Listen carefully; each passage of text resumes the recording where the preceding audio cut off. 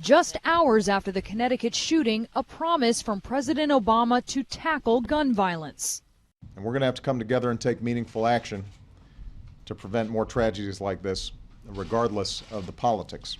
But what exactly does he mean by meaningful action? Critics of the president's record on the issue are pressing for specific proposals. New York Mayor Michael Bloomberg said, calling for meaningful action is not enough. We need immediate action. We have heard all the rhetoric before. What we have not seen is leadership, not from the White House and not from Congress.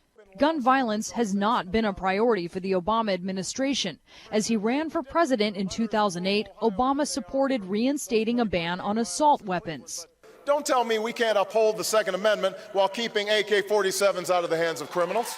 Once elected, he did not make good on his campaign pledge. After his first year in office, the Brady campaign to prevent gun violence gave the president across-the-board Fs on its report card. The Senate will come to order. A major obstacle for the president, Congress, where even in the Democratic-controlled Senate, there has been little appetite to touch the controversial issue.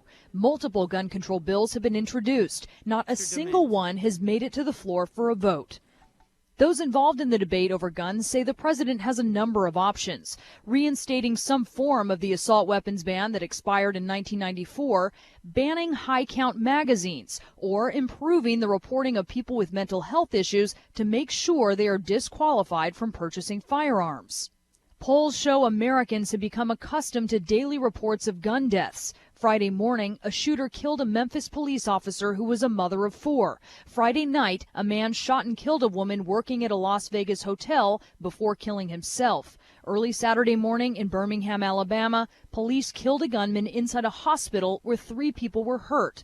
But New York Congresswoman Carolyn McCarthy, whose husband died and son was injured when a shooter opened fire on a Long Island train in 1993, says the Connecticut shooting may be what forces President Obama and Congress to finally address the problem. Let's face it, we need to have the president as the bully pulpit on trying to get something done. This time, which I saw was different, that politicians that usually don't talk about it were talking about it.